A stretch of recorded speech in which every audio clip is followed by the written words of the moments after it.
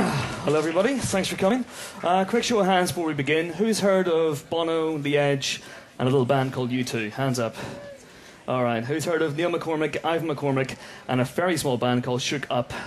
Yeah, publicists at the back, put your hands down. Killing Bono aims to change all that, but before we meet the star of the film, Ben Barnes, let's have a look at the trailer. Enjoy.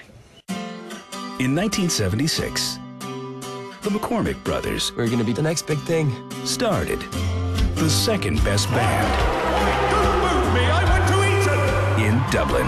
Here's Sugar! But as they got better, the other band See you on top of the pops, boys. always had the edge. You're looking at U2. You too. It sounds like a bleeding submarine. Do you want a Bono pin badge? Do I bollocks? Next Saturday, we'll blow them off the stage. Hold on. Rest of the day, the Pope is in town. Who's gonna go and see the pub? Bollocks. What's your problem? I stopped Ivan being in the band. We want your brother on rhythm guitar. We can't have them. You too? Wow. 1, 2, 3, 4! Paramount Pictures presents the truish story of two brothers I could have been in orbit with the best band in the world. What do you want me to say? That you made the worst decision of my life. who didn't find what they were looking for. None of us did.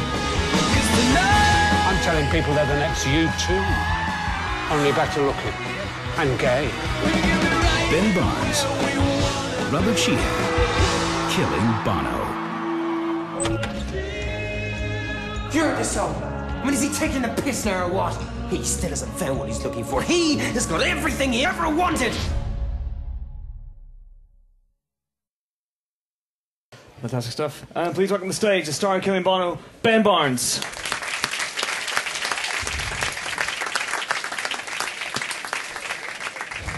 Hello, sir. Hi, Chris. Welcome. Have a seat. And please welcome our director, Nick Hamm. He will be here at some is- point. He's stuck in traffic. Ben, you're a bit of a music fan. You're a drummer, Yeah. I believe. So were you aware of this story, this incredible story of this doppelganger band? No, and apart from Neil, who wrote the book, I've never met anyone who actually was. Someone put their hands up in the front row earlier on when I said, have you heard of Shook Up? But only You? since they've Yes. only Okay. since they've seen the trailer. Not beforehand? Yeah, Oh, you there know go. them Okay. personally. Well, that's Right, get cheating. No, I was actually sitting in my trailer in Australia doing the third Narnia film and started reading the script there and sort of giggling my way through this very childish script and because I'd been too lazy to take my sort of costume off in between sort of stunt rehearsals, I was kind of pretending my sword was a guitar and sort of stomping around my trailer pretending to be this ridiculous man, Neil McCormick, and putting on probably what was at the time a probably very bad Irish accent and just sort of strutting around. And I think that's a good sign whenever you're reading a script and you get to kind of page 10 and you're kind of reading it out loud to yourself. I think that's always a good omen. And what was it about Neil McCormick, who actually is a real person? He's the Telegraph's music critic now. That attracted you? Because in the movie he's something of an Irish Larry David. He sort of explodes every situation he's in. He says the wrong thing at every single juncture.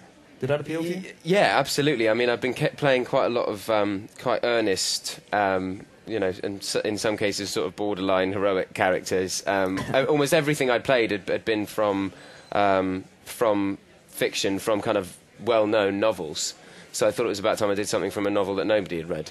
And it was a great irony to me that this man who tried so desperately to be a rock star and work in the music industry ended up being quite a well-known rock critic.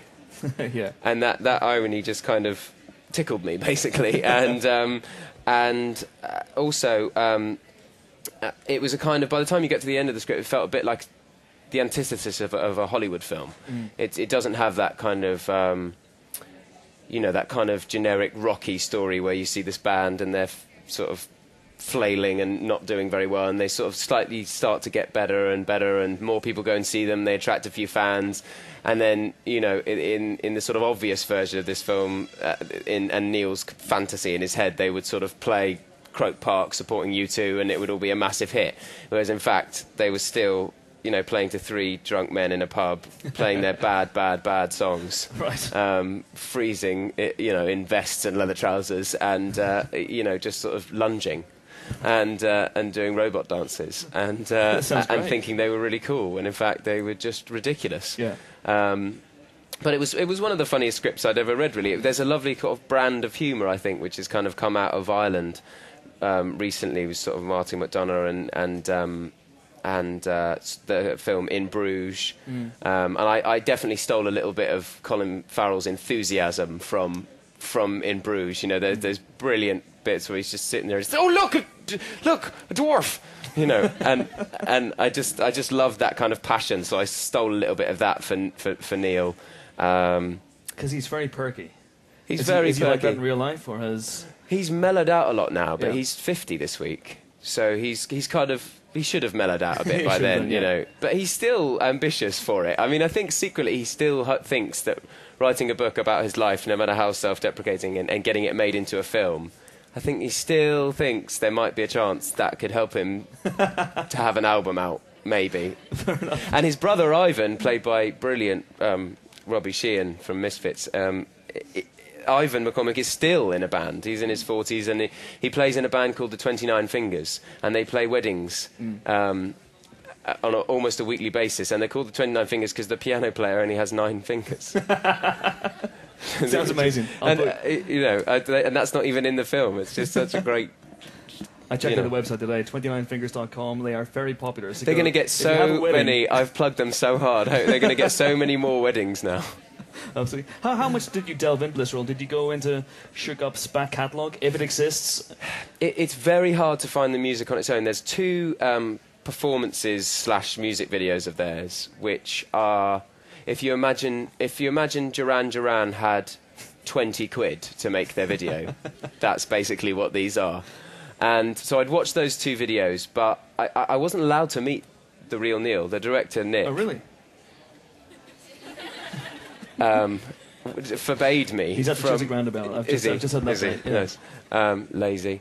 He banned me from meeting the real Neil because he said he's so frustrating and irritating in real life that if you were to kind of watch him and copy his little mannerisms and tics, the film would be completely unwatchable, and you wouldn't root for the character at all. And I still think it's a bit of a fine balance. I've had my family and some friends who've seen it, and they're torn between whether, nearing the end of the film, you kind of start to feel a bit of empathy for the character and kind of craving for him to succeed, or you just want to slap him in the head. Bit of both, maybe. And my aim was to kind of have it somewhere in between, because I think that those flawed characters with some kind of sort of just fatal flaw in them, in this case it's a sort of wildly misguided ambition, and a sort of a very sweet lack of talent, really.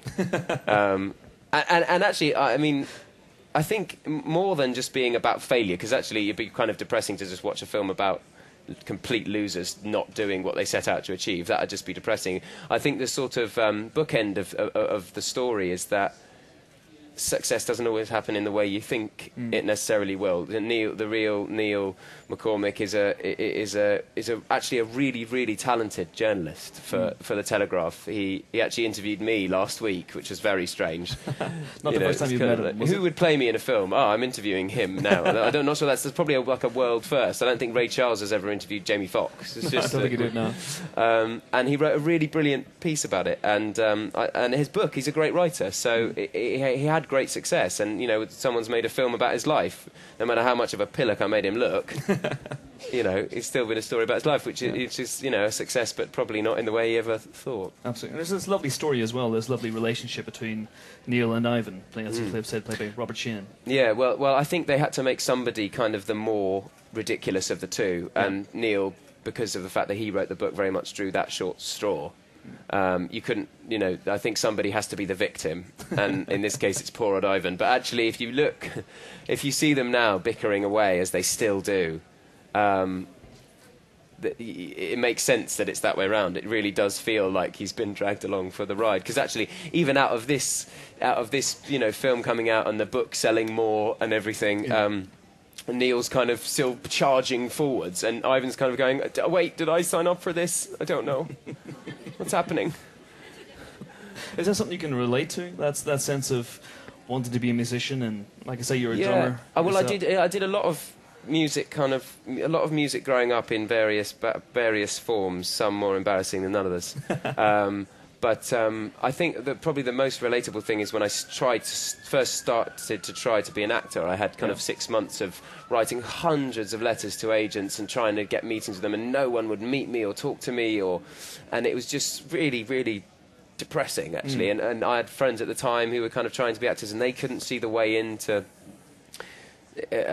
kind of making it work, and so that frustration I can completely relate to.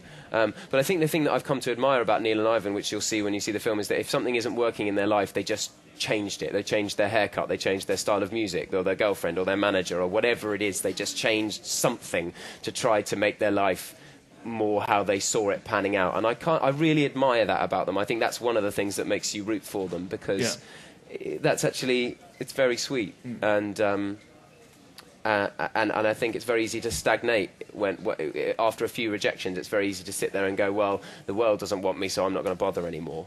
And they didn't do that, and they didn't get where they thought they might, but they're both happy men, and that's the sort of important thing at the end of the day. And he's learnt to be less crazily ambitious, and so he's actually learnt something along the way, at least. Is that